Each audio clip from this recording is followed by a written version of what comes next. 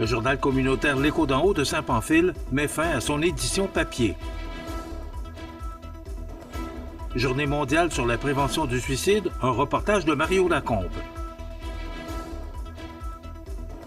La Société des traversiers prend action face à l'augmentation des livraisons par camion lourd.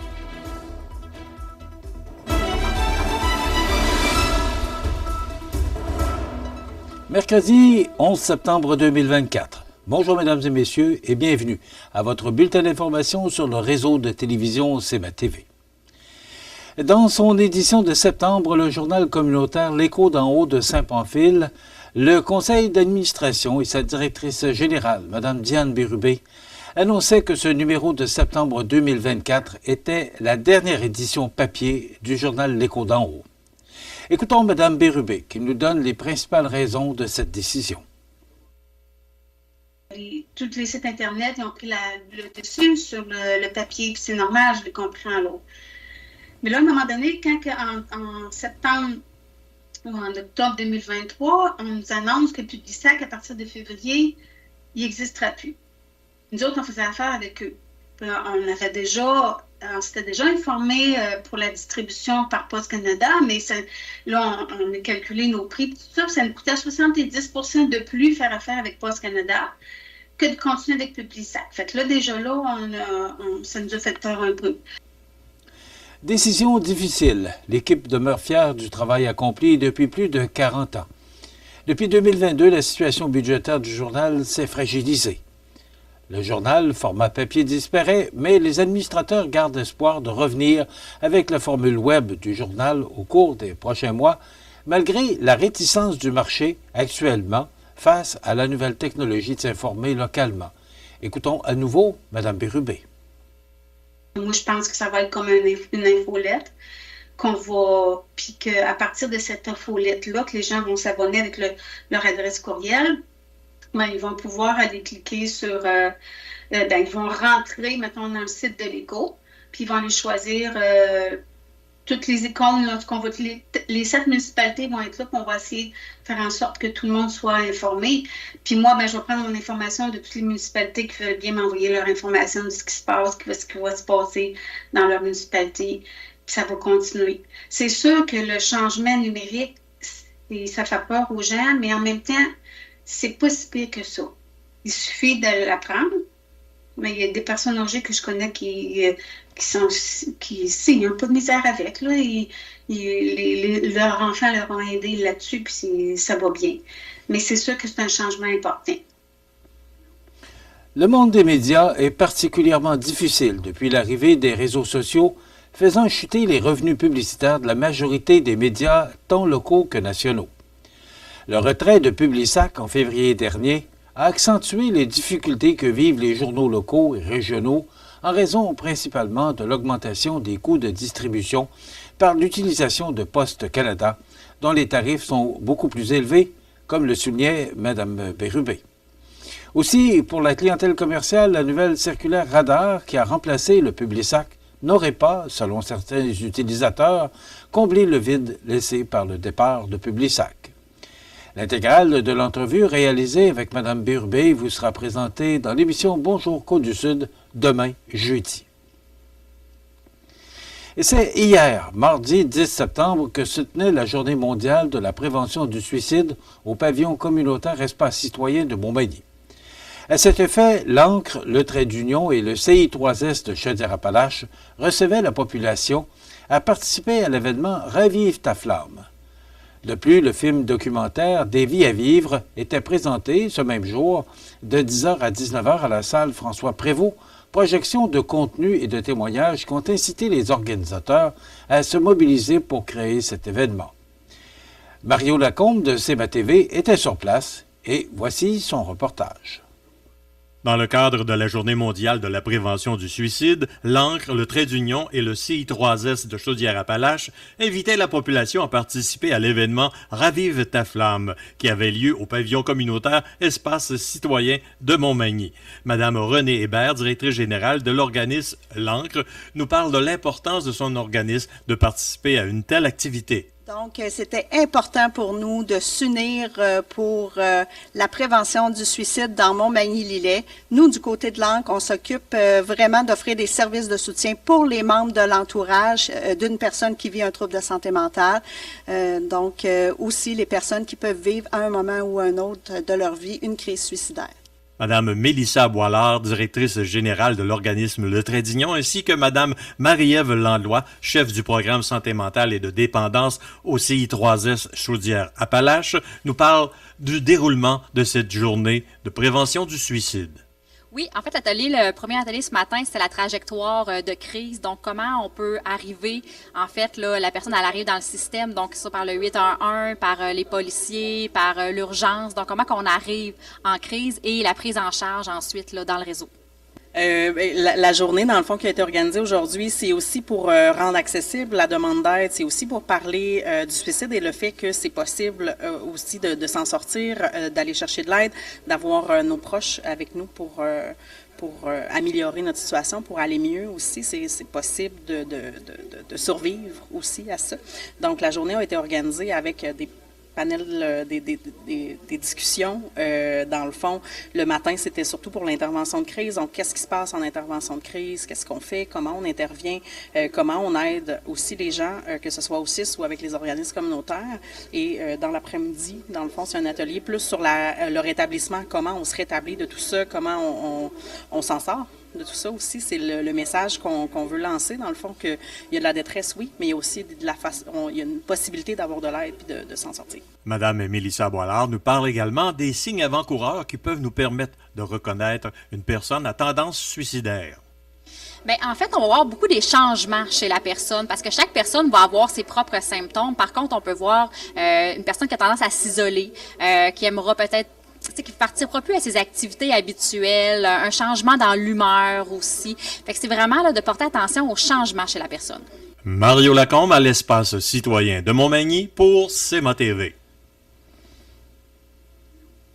La Société des traversiers prend acte face à l'augmentation des livraisons par camion lourd. On vous revient dans 60 secondes. C'est à travers le respect et le besoin de faire plus pour les familles en deuil et l'expérience qui s'est transmise de père en fils que la Maison funéraire Laurent Normand a su au fil du temps se bâtir une réputation de confiance. La Maison funéraire Laurent Normand à Montmagny. Laissez-nous vous accompagner. Bingo! Ce dimanche 15 septembre, assistez au bingo des Chevaliers de Colomb de Montmagny au sous-sol de l'église Saint-Thomas. 1 500 $ en prix, dont 500 $ pour la carte pleine et 250 $ pour le Bonanza. Les portes ouvrent à midi. CEMA TV agrandit son rayonnement de diffusion. En plus de regarder CEMA TV sur son site web et sur le câble de Cogeco, vous pouvez maintenant capter la programmation de CEMA TV sur le canal numérique 206 ou analogique 14 sur le câble de Saint-Pamphile. CEMA TV, partout pour vous. Vous regardez CEMA TV, le réseau de l'information sur la Côte-du-Sud. La Société des traversiers du Québec, la STQ, souhaite informer les utilisateurs de la traverse L'Île-aux-Grues-Montmagny qu'elle compose présentement avec un achalandage accru de transport par camion lourd. Des travaux de réfection de route et d'asphaltage à L'Île-aux-Grues amènent une pression supplémentaire sur les opérations de la traverse.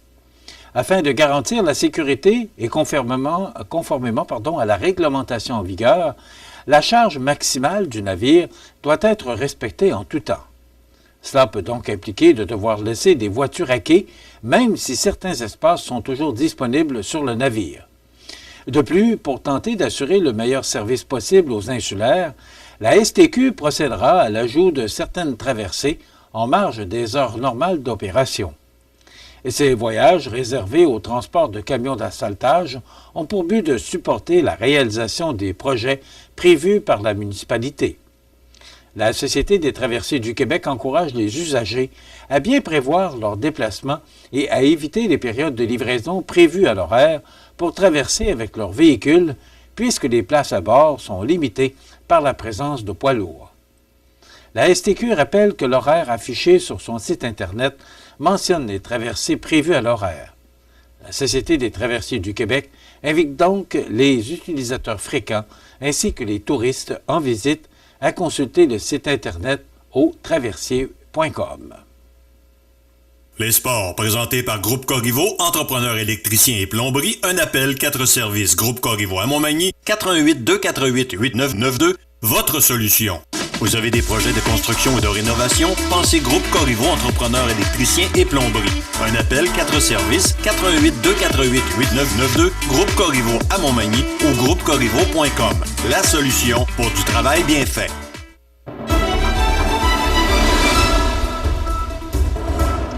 En sport, la fin de semaine dernière représentait le premier camp de sélection pour le nouveau club de hockey junior 2A de Montmagny, le Caron Industrie. Plus de 30 joueurs étaient attendus lors des 2 séances du week-end. Les vétérans du club des dernières années étaient de retour sur la glace alors que de nouveaux visages tentaient de se tailler une place avec l'équipe. Cette deuxième semaine du camp de sélection du Caron Industrie junior 2A s'est ainsi terminée dimanche à l'Aréna de Montmagny. C'est donc un engouement avec plus de 30 joueurs présents que se sont déroulées ces séances de sélection pour la première saison du club junior 2A de Montmagny. Mais, malheureusement, tous n'ont pu éviter les coupures alors que certains joueurs ont pris le chemin du vestiaire et devront se reprendre pour le camp d'entraînement de la prochaine saison. Donc, il reste encore 25 joueurs et d'autres retraits sont à prévoir pour la formation prochaine du club local. L'équipe prend forme et on nous promet une saison qui risque de surprendre les amateurs de ce calibre. Le premier match en concours du Caron Industrie Junior 2A de Montmagny sera présenté ce dimanche, 15 septembre, à l'Aréna de Montmagny, alors que le La Fontaine de Bellechasse Junior 2A sera le visiteur à compter de 16 heures. Et c'est le 14 septembre prochain que se déroulera la 3e édition de la course des Vaillants à Cap-Saint-Ignace. L'événement, organisé par le service des loisirs de la municipalité, avec l'aide de collaborateurs, comprendra 4 parcours qui seront offerts aux participants, soit les 3, 5, 10 et 15 kilomètres qui se dérouleront dans les secteurs boisés et chemins. Une course qui se veut avant tout familiale, tout en nature et qui mise sur une ambiance conviviale plutôt que compétitive, puisque les temps ne seront pas comptabilisés. Dès maintenant, les coureurs ou marcheurs désirés de participer à cet événement peuvent le faire via le site Internet ou la page Facebook de la municipalité, et ce jusqu'au 13 septembre à 18 h. En cas de pluie, la course des Vaillants sera remise au lendemain. Voilà ce qui complète votre bulletin régional sur le réseau de télévision CMA-TV. Dans un moment, les prévisions de la météo pour notre région. Pour joindre la salle de nouvelles de CMA-TV, nouvelles au pluriel @cmatv.ca ou encore 88 241 13 13 poste 226. Les prévisions de la météo. Une présentation de Promutuelle Assurance Montmagny-Lillet. Toujours à l'écoute de vos besoins.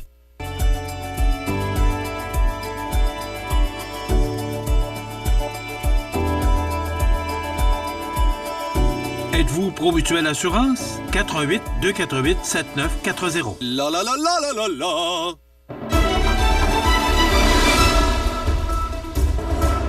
Belle journée encore hier, relativement chaude, pas beaucoup de vent, mais c'était quand même très nuageux. C'est à peu près le même scénario qu'on nous réserve pour ce milieu de la semaine. Donc, si on regarde l'image de satellite, là, il y a encore cette zone ici là, de nuages, même peut-être un petit peu plus à l'est. Et l'image radar parle d'elle-même parce que c'est encore une belle journée. Et cette séquence devrait se poursuivre jusqu'à lundi inclusivement. Donc, on parle d'une belle fin de semaine, mais c'est encore des prévisions à long terme. Donc, pour aujourd'hui, mercredi, on parle de temps généralement ensoleillé, vent du sud-ouest de 20 km/h avec un maximum de 22. Avec le facteur humidex, ça peut ressembler à 25 degrés. Ce soir et la nuit prochaine, ciel dégagé, vent du sud-ouest de 20 km/h, minimum de 14. Demain jeudi, soleil, devenant alternance de soleil et de nuages le matin, vent du sud-ouest de 20 km/h, maximum de 23, mais ça pourrait se rendre jusqu'à 28 en raison du facteur humidex. Pour vendredi 13, du soleil avec un maximum de 24. Pour samedi, c'est un petit peu plus frais, c'est du soleil avec un maximum de 21 degrés. Et pour dimanche, du soleil, ça se réchauffe avec 26 degrés. Les normales de saison, ce temps-ci de l'année, sont de 17 le jour, 6 la nuit. Le soleil s'est levé à 6h15 ce matin et se couchera à 19h01, heure avancée de l'Est. Il fait actuellement 11 degrés à l'extérieur des studios de CMA-TV. Les vents soufflent de direction sud-ouest à 11 km/h.